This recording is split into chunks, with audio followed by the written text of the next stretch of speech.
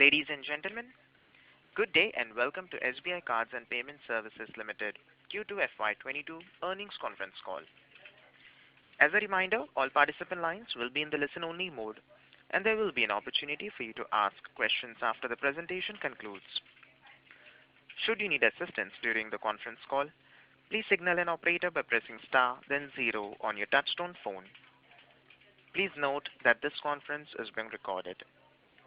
I now hand the conference over to Mr. Rama Mohan Rao Amara, Managing Director and Chief Executive Officer of SBI Card. Thank you, and over to you, sir. Yeah, thank you, Faizan. Good evening, everyone. I extend a very warm welcome to all of you. Thank you for your presence today at the SBI Card and Payment Services Limited earnings call for Q2 FY22. We truly appreciate your continued patronage and trust. I hope you and your loved ones are safe and healthy. It is heartening to see the pace of countrywide vaccination. India recently achieved the massive feat of administering 1 billion vaccines. As a result, majority of the population is now covered with at least one dose. With increased vaccinations and continuing COVID-related precautions, normalcy is gradually returning across businesses, and it is also boosting consumer sentiment. A recent report by IMF has indicated that India will be the fastest growing major economy in the world, with its GDP growth expected to be at 9.5% in 2021 and 8.5% in 2022. This is in line with the RBI's target for growth projection for FY 21-22 at 9.5%. Composite PMI for India sustained at above 55 level in August and September 2021. As per reports, both manufacturing and services sectors have shown steady recovery. While most parameters are positive, global supply chain continues to be strained and is likely to take some more time to normalize. Consumer sentiment too is up and is likely to spur consumer spending. As we have seen in the past, digitization of payments is increasing and is growing further. Consumer spending is moving towards discretionary products, and a gradual revival in travel is also visible. Continuing with progressive approach, regulators in recent months have introduced many initiatives to further make the digital payments safe for everyone. For instance, permitting card-on-file tokenization to enhance security and convenience, which is going to be effective from 1st of January 2022. Now I will present a business overview and the new initiatives. As an agile organization, we have taken all measures to pursue sustainable business growth during the quarter. The results are visible across our business. For instance, our new accounts witnessed a very strong growth during the quarter at well over 9.5 lakh new cards. In fact, addition of new accounts has been about 56% jump as compared to previous quarter. New account sourcing through SBI channel has nearly doubled compared to the previous quarter, with over 4 lakh new accounts added during Q2 FY22. Our cards in force are now well over at 12.5 million.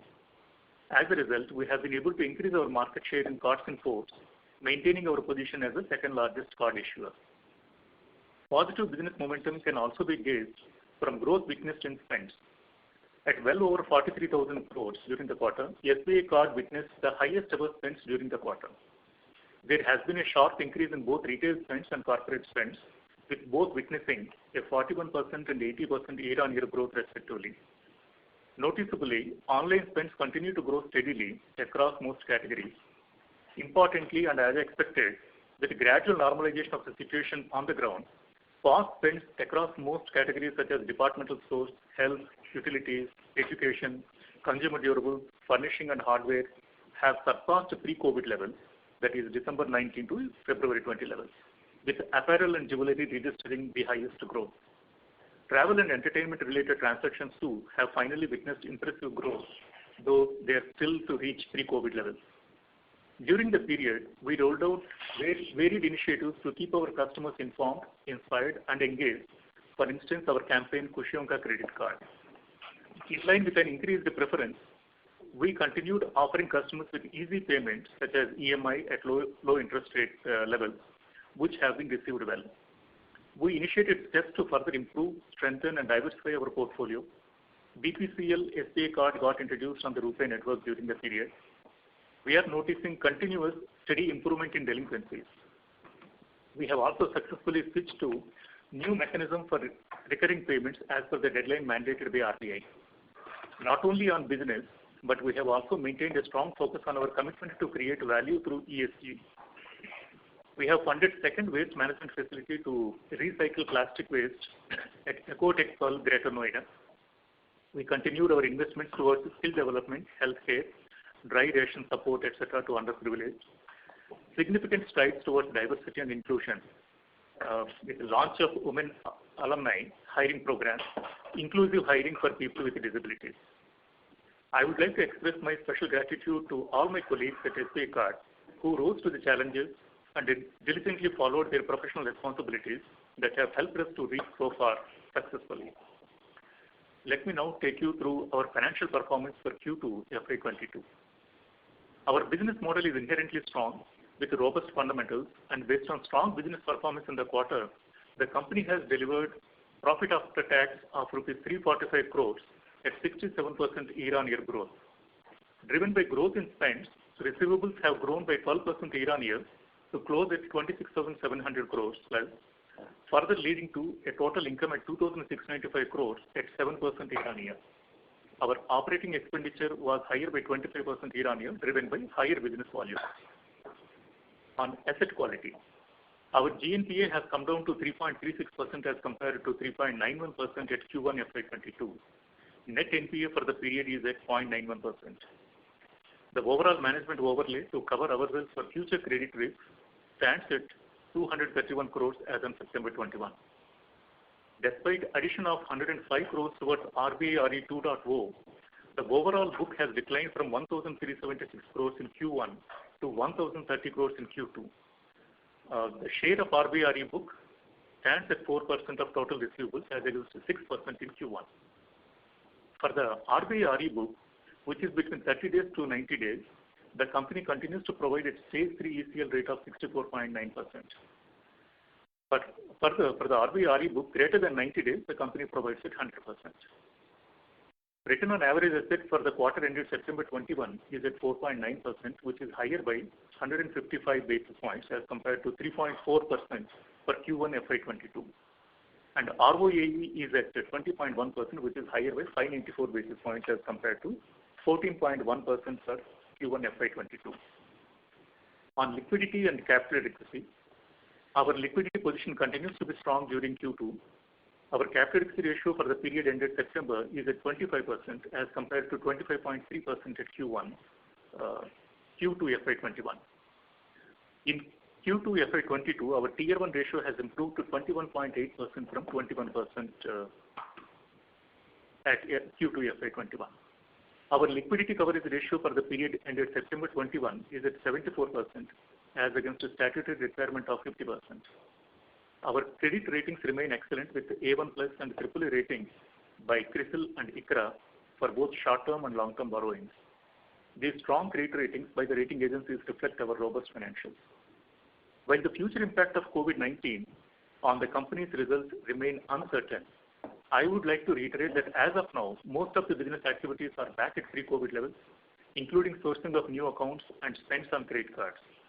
During the COVID period, the company has exercised prudence to preserve economic value of the business.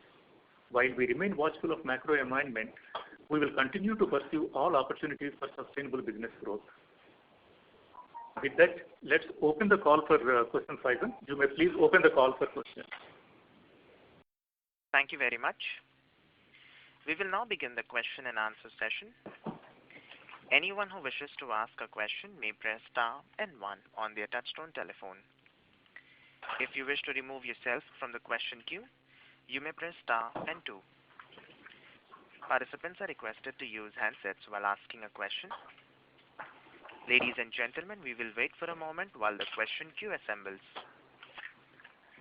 Reminder to the participants, anyone who wishes to ask a question may press star and 1.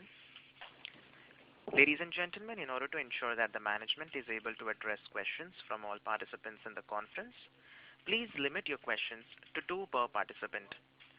Should you have a follow-up question, we would request you to rejoin the question queue. The first question is from the line of Anuj Singla from Bank of America. Please go ahead. Yeah, good evening everyone and thanks for the opportunity. So my first question is with regards to the disconnect between spends market share and card in force market share. So the presentation shows we have gained 30 basis points cards in force. Transaction market share is also up 30 basis points, but we've lost around 40 basis points on the spends market share. Seems to be indicating that spends per card for us is trailing the industry. Can you give some color on, is this related to corporate spends? Because the data we get is for the total spends. Is that where we are losing some market share, or is the retail side as well?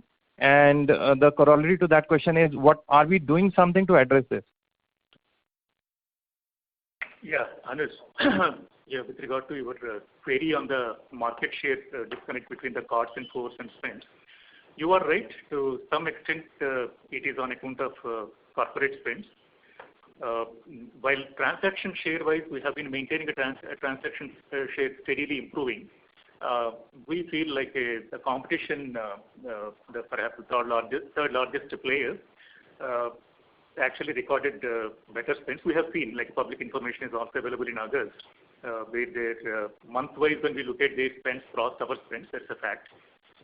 When we compared, while the clear-cut information is not available, the breakup is not available in terms of how much of their spends on account of corporate, how much are on account of retail.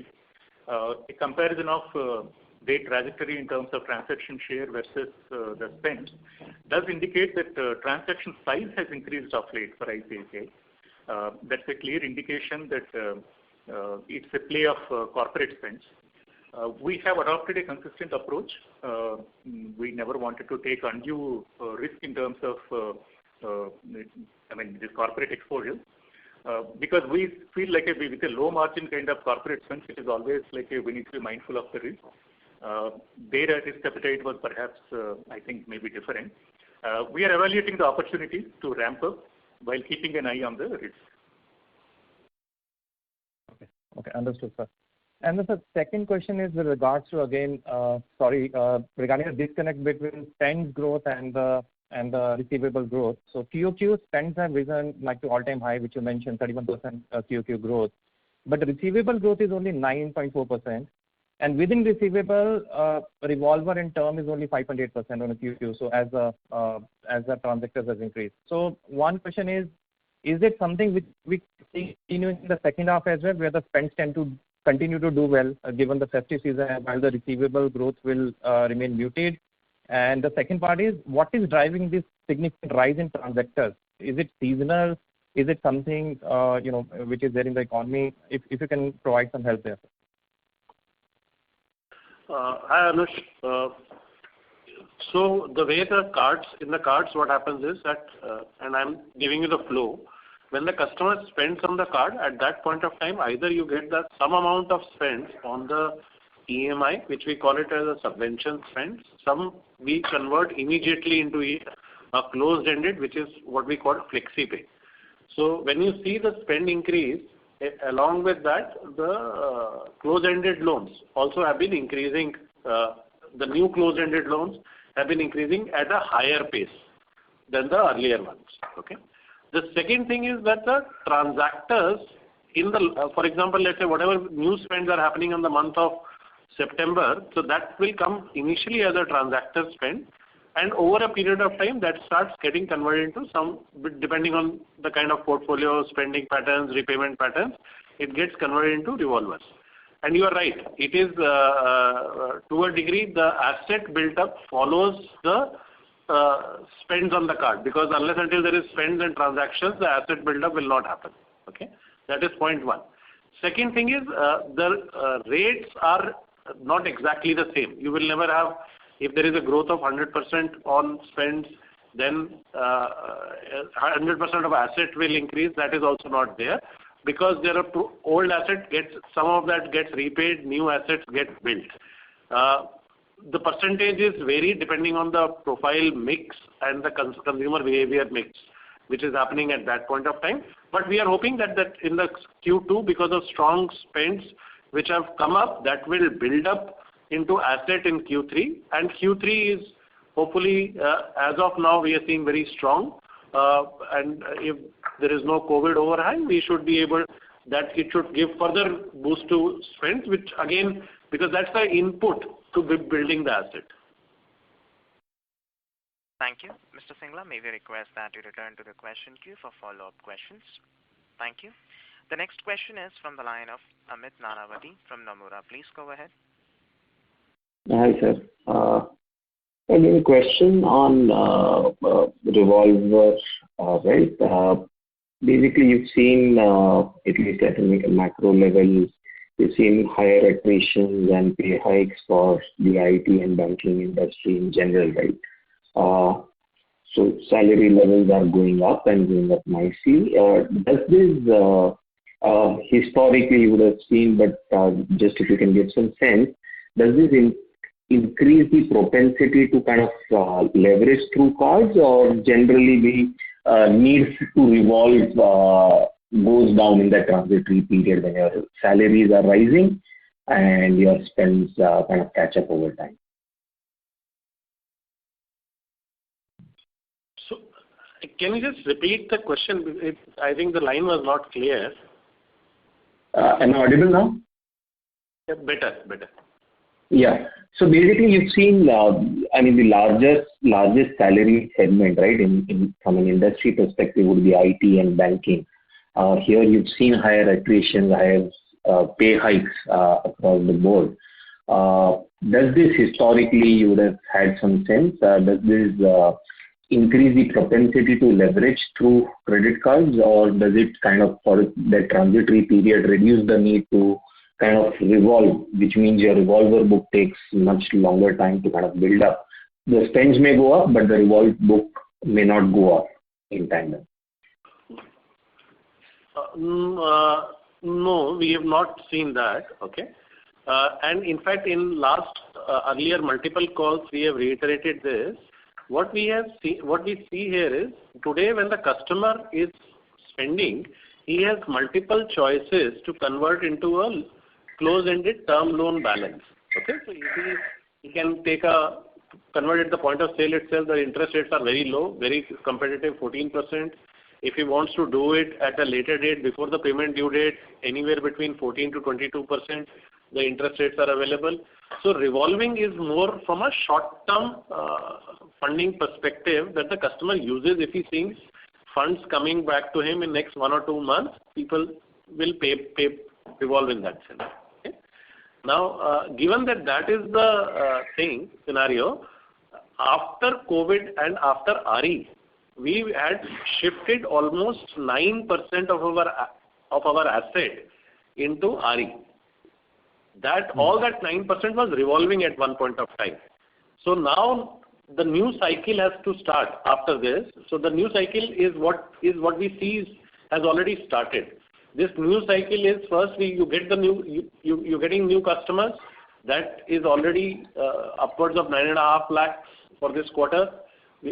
Those customers are spending. We are already seeing that spend behavior coming back.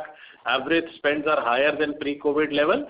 Now the last step here is that building asset on these set of customers. Even on these customers, the closed-ended asset, the term asset is we are already able to see that. It is the revolving balances which we will have to see as to how it comes out. We have been tighter in our underwriting criteria in the last 1.5 years. So maybe it will not go back to the original numbers, but there is still an increase that we foresee in the coming months. Understood. And secondly, if I look at the cost to income ratio, right, you are back because the acquisitions are back, the spends are back, so we are back to that 56-57% kind of cost to income ratios. For the transitory period till such time that the revolver book builds up, right? But your acquisitions are back, the spends are back. Do you see this cost to income ratio now from these levels, at least in the near term, next 1-2 quarters, going further up, or this is where it kind of peaks out? So, Amit, you're right that because what had happened, and if you look at the business in the last few quarters, and we've mentioned this in the past as well, that this was not a pause but a reset. It wasn't that due to COVID, customers stopped spending and the COVID got over, the second wave got over, customers started spending. It's a reset because the profile of the customer, etc., changed. what we've done from our side is that as this reset happened, we had to reinvest into the business. We've started sourcing aggressively, and that's what you've seen, the Q1 to Q2, the movement in the new accounts. So that requires investment. That's what we've done. The growth in spend, both in corporate and retail, that too requires investment. The market is competitive, so one has to invest in the market to encourage and entice customers to spend. And now this is a cycle that has started. The investment has been done, the spends have come. What it would do is that this is the festival season, say even in Q3, we would definitely need some more investment, and we would like to do that. Cost to income is something we're very, very particular, and we would like to bring it back, but may not happen in the immediate 1 or 2 quarters, because this is the time to build the business back. And once we've got the right amount of asset and the right amount of interest-bearing asset, you'll find that our cost to income will start coming down. But this is something that we're very focused on. It's just that the pace of the business requires that at this point of time, investment is required, and then the normal economies of scale will kick in. Thank you. Mr. Nanavati, may we request that you return to the question queue for follow-up questions? Thank you. The next question is from the line of Nitin Agarwal from Motilal Oswal Securities. Please go ahead. Yeah, hi. Thanks for the opportunity. So 2 questions. One is like if I look at the sourcing from under 30 years, this has increased to 41% during the quarter versus 24% at the outstanding level. So if you can share some color as to how the spend share of this type of customers, like the age-wise, this proportion of customers, how much contribution do they make in total spends? And therefore, what implications will it have on our overall spend growth and spend per card? So, as you have seen on the overall basis, that the spend per card is now on a higher level and actually higher than pre-COVID, if we look at it, and especially retail spends per card.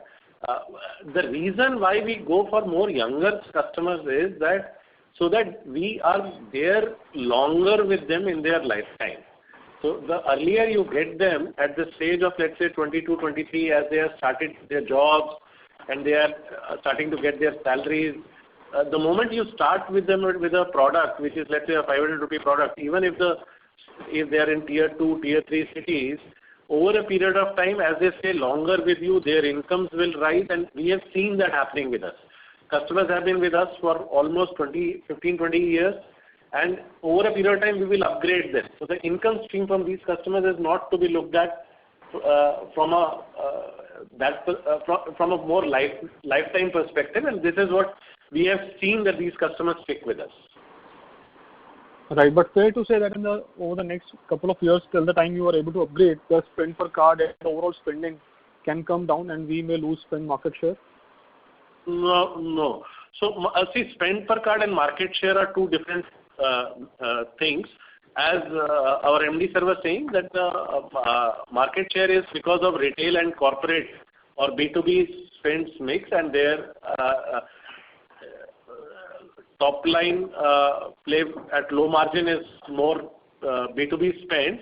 On the retail spend side of it, these customers are actually quite good because younger customers are doing more online spending, and we are, as you can see already, online spend share is upwards of between 53 to 54% of the total spending, and they are more savvier. They do their transactions online. They also service themselves online.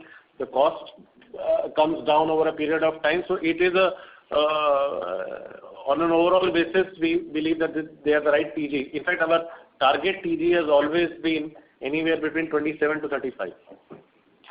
Okay, sure, sir. And so the other question is like the margins have come down sharply over the quarter, mainly I understand due to the decline in revolver mix, and this is impacting our interest income.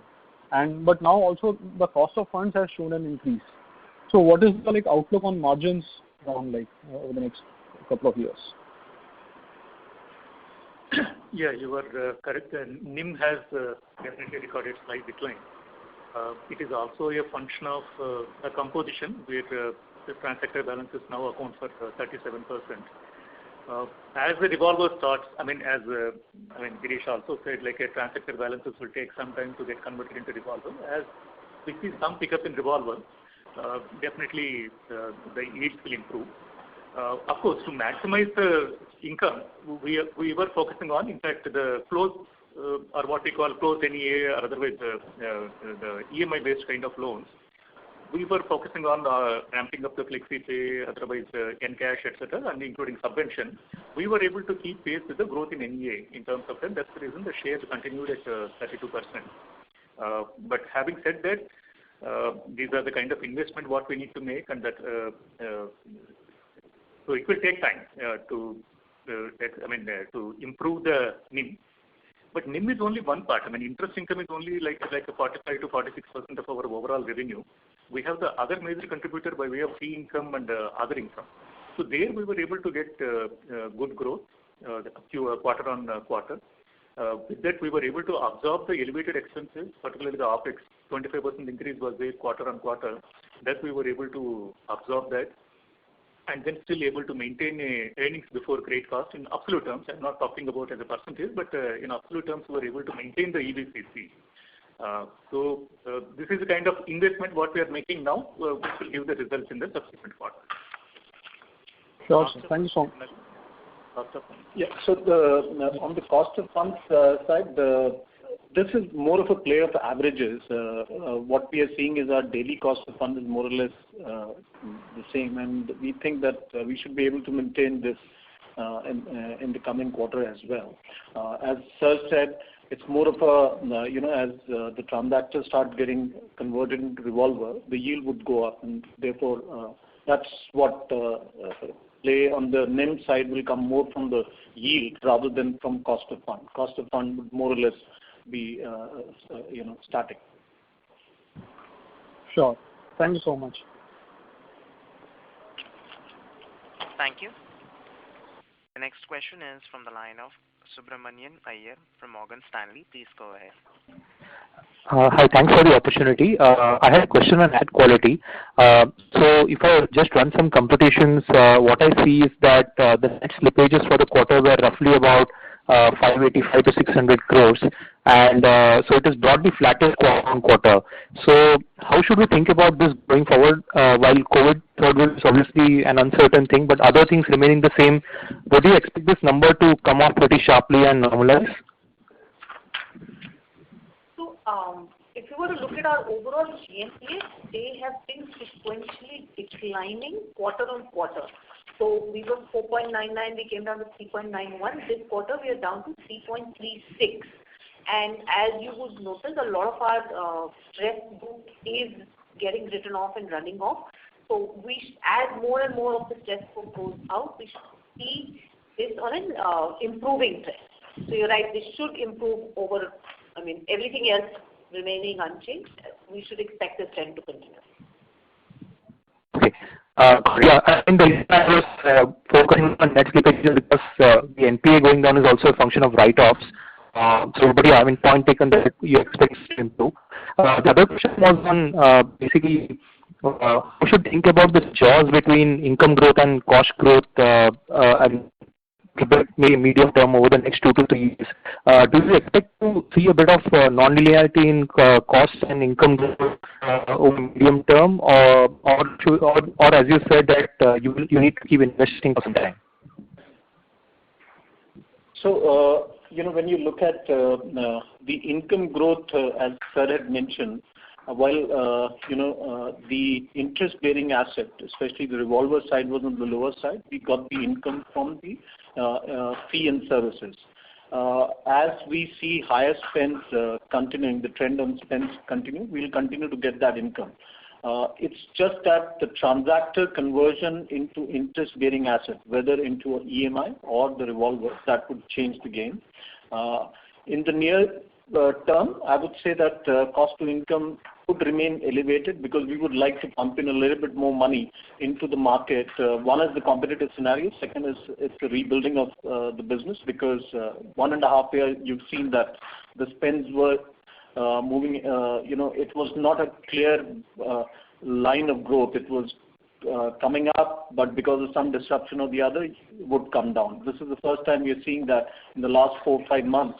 especially from June onwards, there is a trajectory of growth. So this is the time to invest into the business.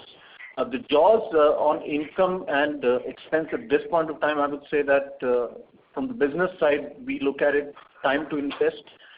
So even if the cost to income remains slightly elevated, that's fine.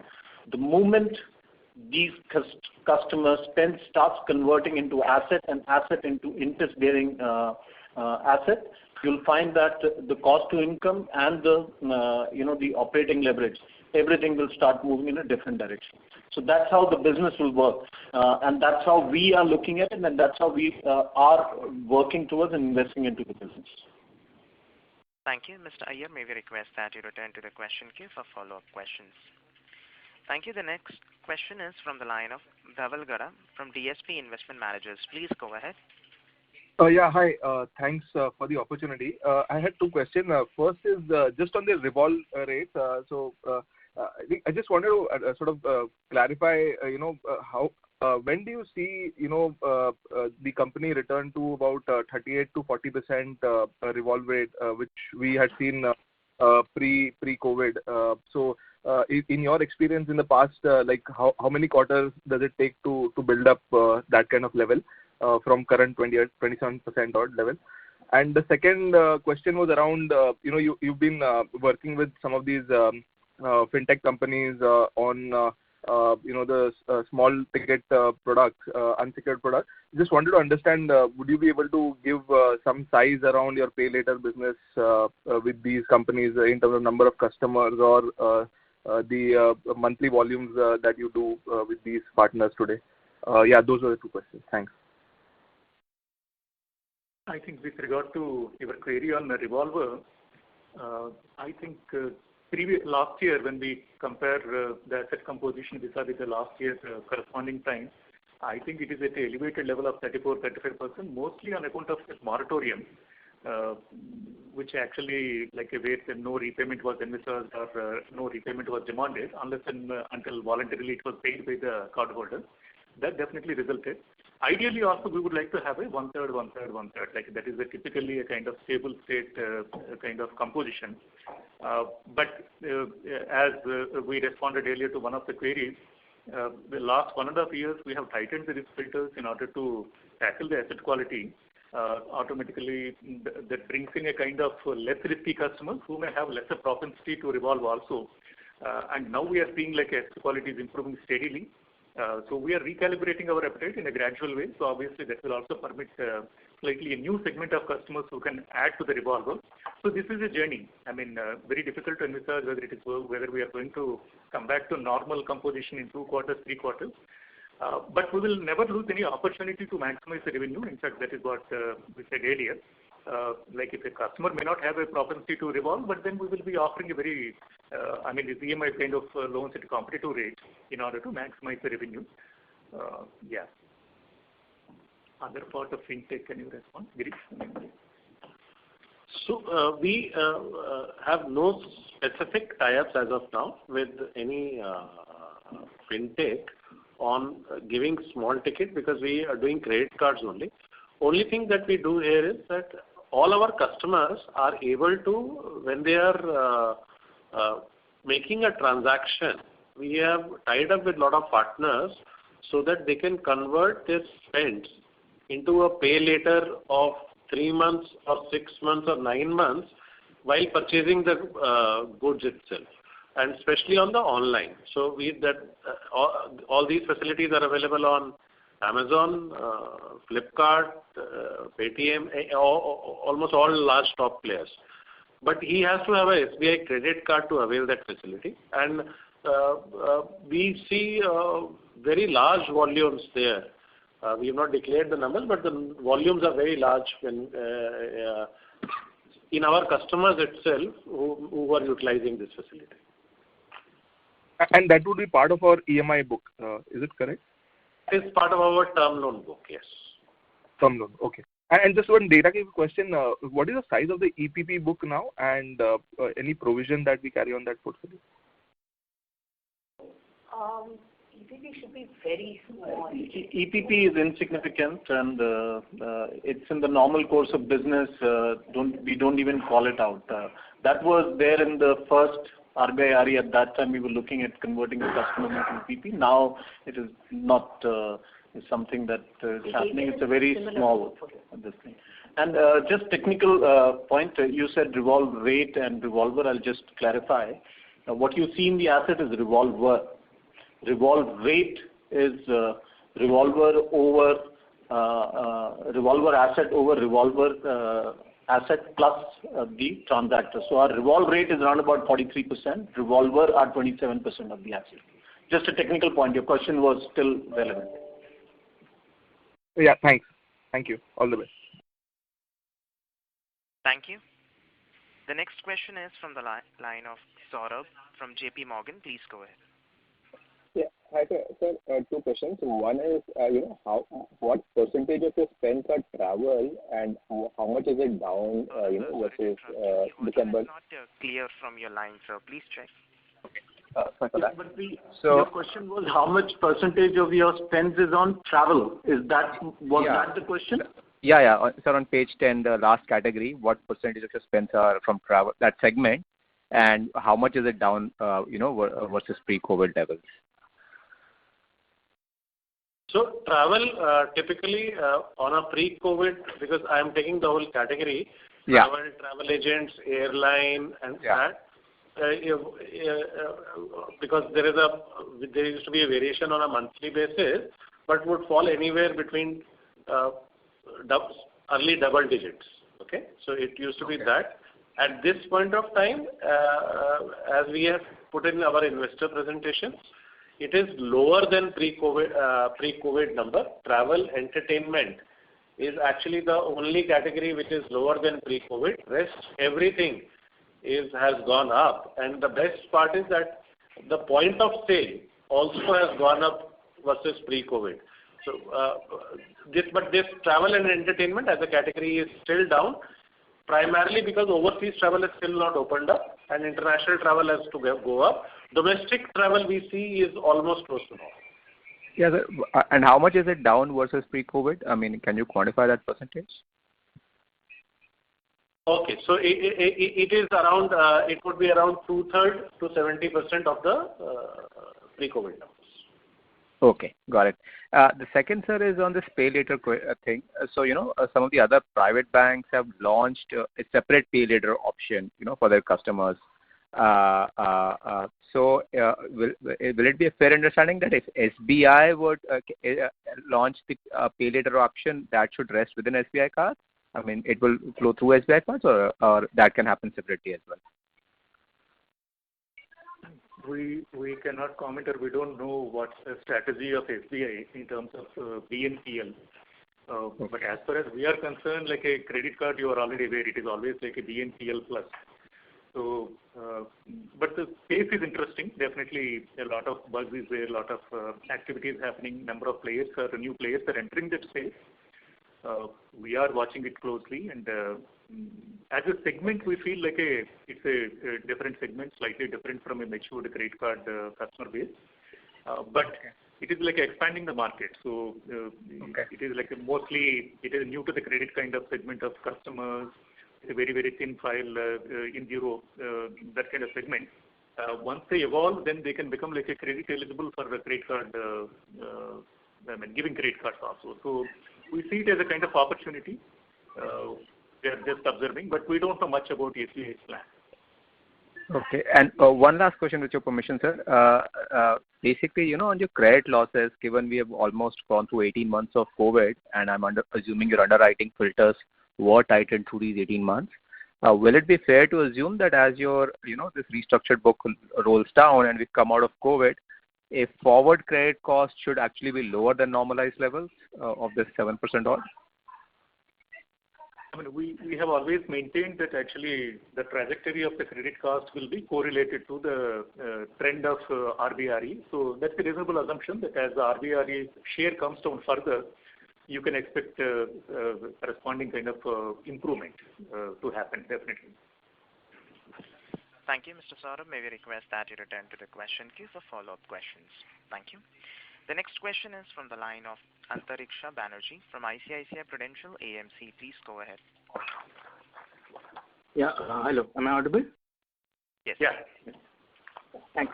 So first set of questions is actually for Aparna ma'am and Girish sir both. So I know revolver has been discussed a fair bit. I just wanted to understand from a structural perspective as we come out of COVID and in the medium term, right, and compare that to what it used to be pre-COVID. So during this period, your sourcing has predominantly been more safe. And if I look at this quarter's chart, it's more from, it's less from category B salaried customers. It's much more from tier 2. You're sourcing more from SBI. Do all those have an implication on where the revolve rates or the revolver rate rather will stabilize after COVID on a steady state basis? And what's the roadmap from getting from this 27 to the 1/3 of the 33 that you aspire to be? And also, is the category of spends an influencer in whether the transactions are converted to EMI or eventually revolve? In the sense that the travel is the only one which is lagging. Is that also correlated with the fact that revolver balances are not picking up?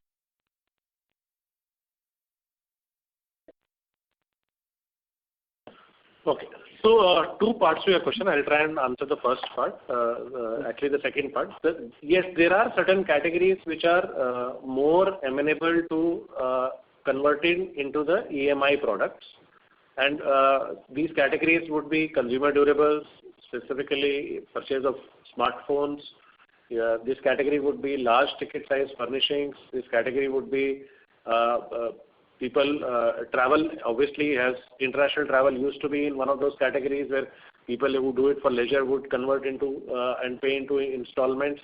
So there are certain categories which are more amenable to this kind of for EMI thing. There are, however, what I would say is there are two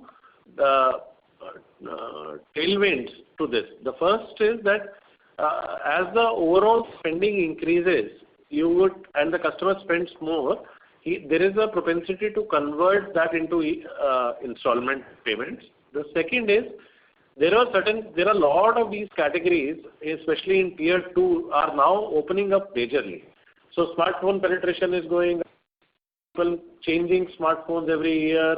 So a whole lot of that consumer behavior and their what I would put it as that their propensity to be comfortable with installment lending products is far, far higher. So that consumer behavior change is very helpful in that sense. On the revolve piece, as our MD sir was also saying that yes, in last 1.5 years, we have been more careful in terms of our choice of customers. So the revolve rates will not be as high as what we used to see in a pre-COVID level, but there is definitely an increase possible from the present levels. Aparna?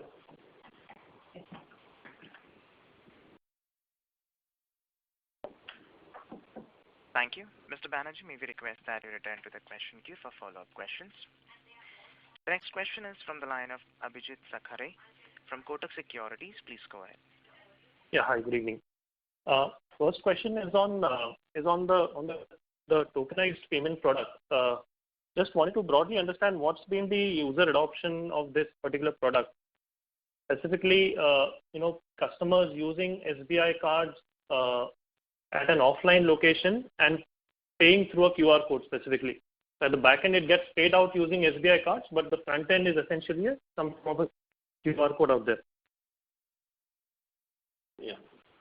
So your tokenization is, while I'll come to tokenization, but the simple one is the three trends. First is point of sale is growing and it's come back to pre-COVID. The second point which you mentioned was around so tap and go is now more than one out of four transactions on the POS is tap and pay, with RBI increasing it to 5,000. That has helped quite a lot. People don't want to touch things and the tap thing is working out quite nicely. On the Google Pay and Samsung Pay and wherever we have done the tokenization, so every month we see a higher increase in the customer adoption in terms of numbers. But the numbers are still not very high. It's still early stages. It is now getting in. So while we can send you the numbers later on exactly what it is, but the numbers are at very early stages on this one. Sure. Second one is on reward points. What's the general utilization of reward points that you've seen over the years? And the question is in the context of why don't we go into full cashback and offer some sort of an instant gratification? And related to that, do we at the back end, do we have the ability to personalize redemption as per the customer's patterns or behavior that we've seen over the years?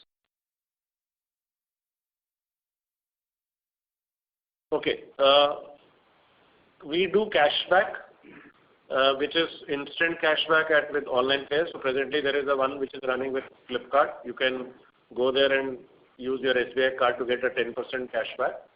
That runs at multiple places. Online it is easier because instantly it is possible. We also do cashback offers which customers get later after looking at their spends. Why can't we get away from rewards fully? Because rewards is given to the customers for all the spends. Cashback is not necessarily given on all the spends. The last part is about what people redeem on cashback. So we have close to 300 to 400 product offerings and vouchers, and customers can also convert into cash directly onto their credit statement. Direct credit to statement is preferred, but but majority of the customers still like to have e-vouchers and pots and pans because that they can give to others or do various things with it. And yes, we have the capacity to not only personalize this on an individual customer level, but basis that we run programs also, but we also try to change behavior because direct credit into the statement is from a redemption perspective is more expensive to us compared to when the customer takes a voucher or pots and pan where we enjoy some discounts. So we work at changing the consumer behavior also in the long run also. Got it. This is helpful. Just one data on the write-offs for the quarter. That will be all. Thank you. It's 647. Yeah, you can work it out. Give it the number. How much is the number? 670.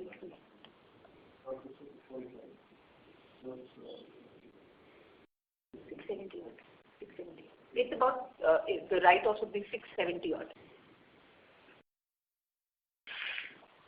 Thank you. Mr. Sakra, may we request you that we return to the question queue for follow-up questions. Thank you. The next question is from the line of Bhavik Dave from Nippon India Mutual Fund. Please go ahead. Yeah. Hi. Good evening, everyone. Just a few questions. One is, I see the subscription-based revenue line item being a little soft. Any color on what is happening around there? Question 2 is on the investment that we are doing. Are we doing anything to improve our value proposition in the sense that maybe come up with a digital card or make our app more punchy with having the card linked on the app and make it more like a wallet and maybe easier to spend online using our card or scanning the QR codes? And lastly, on the provisioning bit, what would be the outstanding provisioning on the restructured book? And just a clarification, the 200 odd crores that is 90 overdue in the restructured book is already a part of the 900 odd crores or 3.4% GNPA that we have, right?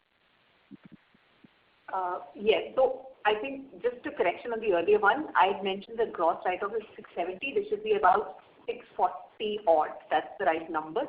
Now, in terms of provisioning on the restructured book, like we mentioned earlier, for the restructured book, anything that is between 30 to 90 days, we provide at about 65%, which is a normal NPA provision rate.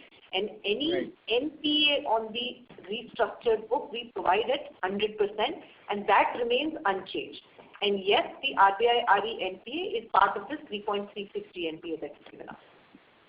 Correct. And anything on the 600 odd crores, which is non-30-day overdue, and obviously not the remaining part of the 1,000 odd crores, does that have any provisioning, or does that have that 230 odd crores of management overlay provision? Is that against that? So let me, like I had mentioned, for RBI RE, anything that is not delinquent, we provide at the rate specified by RBI, which is 10%. Okay, that's the mandated provision rate. 30 to 90 is provided at 65, and greater than 90 Perfect. is provided at 100. Perfect. Well understood. That's perfectly understood. And the other two questions, one is subscription-based fee, and second is on the improving the customer feel on the app, or maybe a digital card to get the experience better for the customer on the card.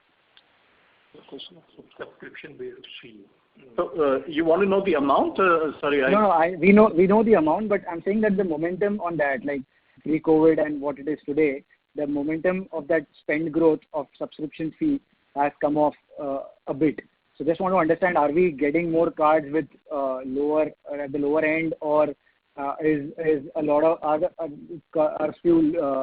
is the momentum for the free cards a little higher? What is happening on the subscription fee base? That's one. And second is on the digital card or the app being a little more friendly and making it QR friendly, or maybe like a wallet so that the customer uses that more often. That is what the understanding is. Subscription-based fee comprises of two things. One is the membership fee, which we charge, which will be basically to the new sets of customers that we've acquired, and it will also have the renewal fee, which will be on the base. So renewal fee will be a larger number compared to the membership fee, because membership fee only comes on the new accounts.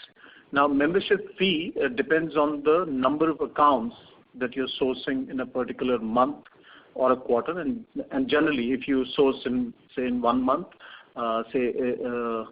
month 1, then the membership fee starts coming from the second month onward, because by the time you build the customer, etc., it takes a month or so for it to start reflecting into the accounts.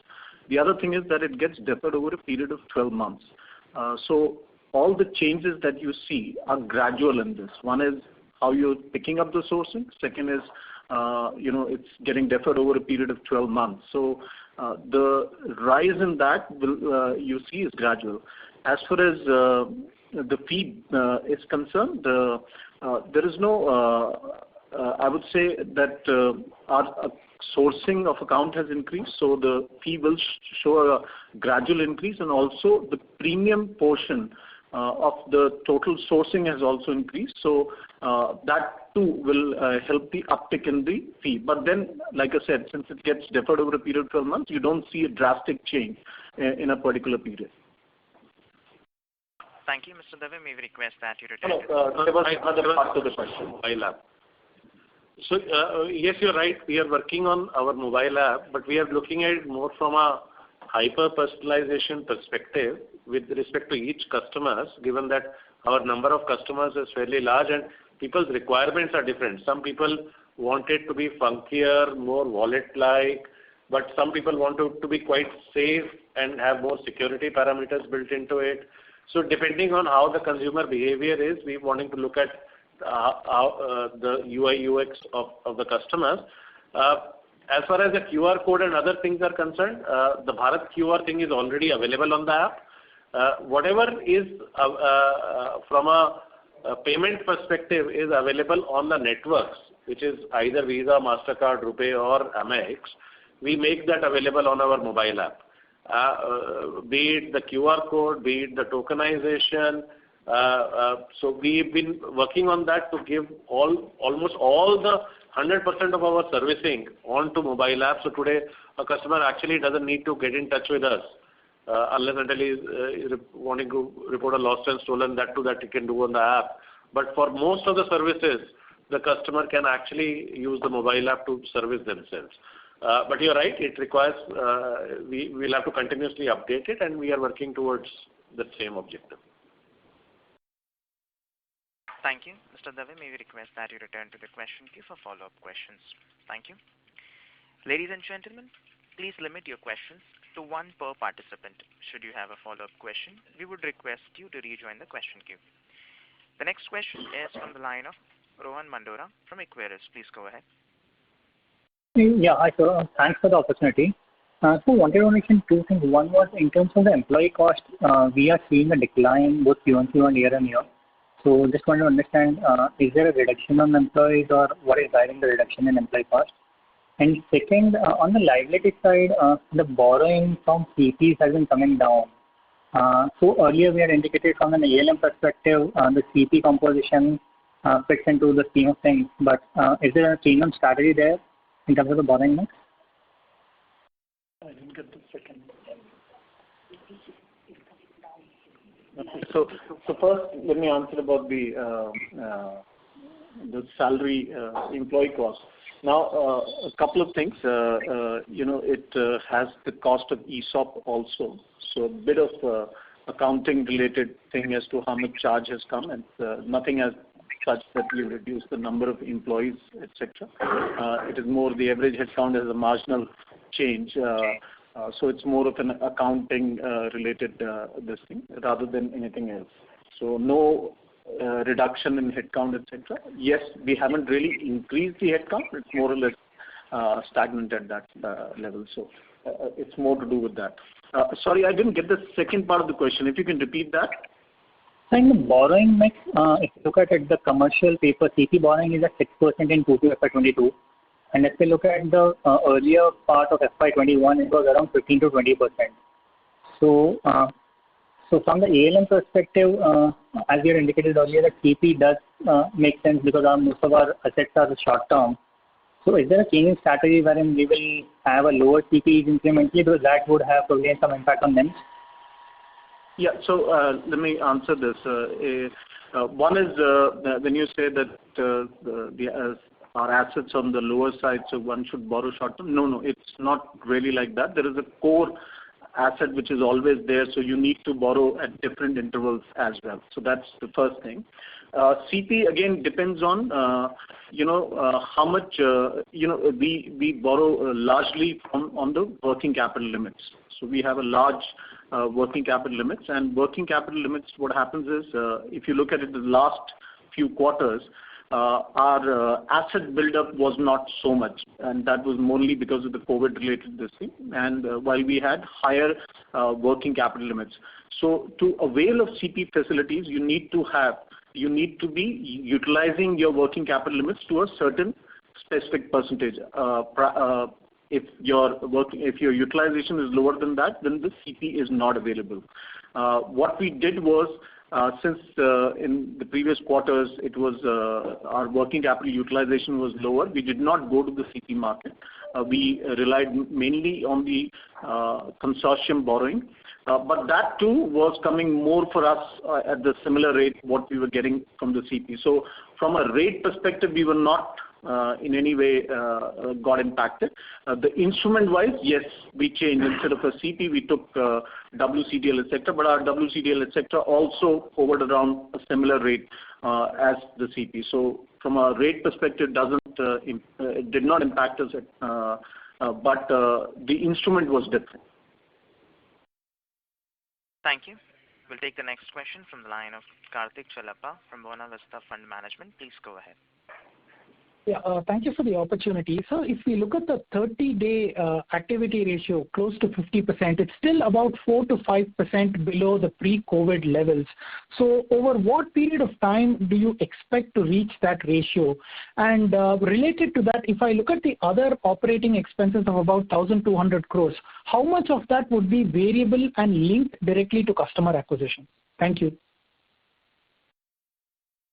On the first part of your question, we will, because a lot of those active customers were put into RE and blocked for future customer spending at that stage. So that is why you saw the number coming down. What we already see is that on a like-to-like basis, we would already be anywhere between 52 to 55%, and this number is continuously going up. So as you can see already, with taking all those cards into consideration also, as I was mentioning in the last quarter's update also, that it's now 50. So this is the average of each month. So this is July, August, September. It is an average of all those 3 months. It's running at 50%. And it is what we have seen is that in the season months, it's going further up. So this is on a continuous increase. Some of the segments, for example, tier 1 or so, we already see that they have already reached. Actually, some of them are higher than the pre-COVID levels also. Got it, sir. And on the other operating expenses, sir, how much of that would be directly linked to customer acquisition? But we don't give that breakup, but customer acquisition cost for a card business is a substantial investment that you do. Two big lines of cost which are there, which one is the spend-based cost, which comprises of cashback, passback, reward related, and the other one is the acquisition cost. We don't give the breakup, but I can tell you both of these costs constitute a major portion of the operating expenses. Thank you. We'll take the next question from the line of Param Subramanian from Macquarie. Please go ahead. Hi, sir. I wanted to ask on something you mentioned, which was that the POS-based checkout financing, you're seeing good trends there, and this is part of a larger trend that we are seeing across the industry. So, do you see this eating away on the share of the percentage of revolver in your receivable make going forward, since this is a convenient mode of payment? And could this affect our targets of ramping back the 27% revolvers back to 33-34%? That's question one. And secondly, I also wanted to ask, on the revolver portion, a lot of the BNPL fintech players, their value proposition is largely targeted towards the kind of customers who revolve with their credit cards. So does that affect your revolver percentage? And those are my two questions. On the first part, these options have been available since a long period of time, but consumer behaviors can change because this growth in, as you said, the checkout-based conversion into a term product or a loan product is there. One thing is to be noted is that on a credit card, the average credit limits are fairly high. Whereas some of these players, they give the limit. Now they have started experimenting with larger limits, but it's still not that high because the average limit on a credit card is upwards of 80,000 to 100,000. So in those segments, and once the customer has a card, it is the easiest option for him because it's at the point of checkout. It's single click. You don't have to fill any document. You don't have to give any name. You don't have to do anything. So anybody who has a credit card actually will use a credit card, and we are seeing that. So the game plan or strategy for us has to be that as these customers take these loans and build their credit history, we are able to give cards to them on a continuous basis and grow our portfolio so that they come to use a product which is more easier, gives them rewards, gives them cashback, can be used internationally, and also is be able to give them the benefit of the pay later option which is available. Thank you. Ladies and gentlemen, we will take the last question from the line of Roshan Chutke from ICICI Prudential Mutual Fund. Please go ahead. Yeah, thanks for taking my question. Firstly, just want to understand, shouldn't the instant-based fee go up when revolver proportion is increasing and vice versa? That's question one I have. And the second question is, in the ALM table for the 1 to 3 year bucket, last 2 quarters we have seen an inflow increasing there almost by 250 crores last quarter, and again this quarter some another 100 odd crores. What is happening? Why is the inflow in the 1 to 3 year bucket increasing? That's second question number 2. If you can answer these, and then I'll come back later. So instance-based fee comprises of a couple of things, not just the late fees. It also has over-limit fees. It also has check bouncing, check dishonor, auto-debit failure, etc.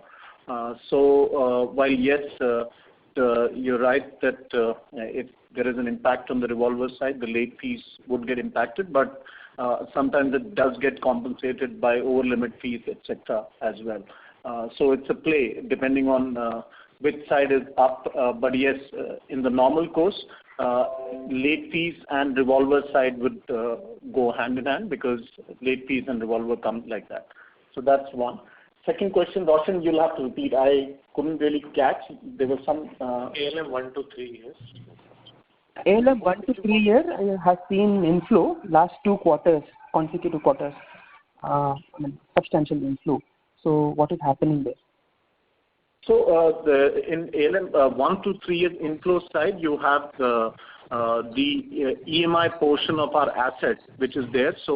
As we are increasing, if you look at it, even though our EMI percentage has remained at 32% quarter to quarter, but that 32% has been maintained on a increased asset base. And also the kind of EMIs that we do, there is short-term EMIs relating to subvention FlexiPay. Then there is a long-term one on the in-cash side, which is greater than 1 year and goes up to 3.5 years. So that one is also rising, and that's what impacts the inflows into 1 to 3 years. And how should I think about the stage 2 assets number, the 11% odd number? How much of that is typically, what is the experience? How much of it flows forward? Sorry, can you repeat? The stage 2 assets number, which is about 12%, slightly less than 12%. How does it? I mean, how is the behavior generally? How much of it flows forward? I don't think we really, we've not given that flow rate out in how much of stage 2 goes into stage 3.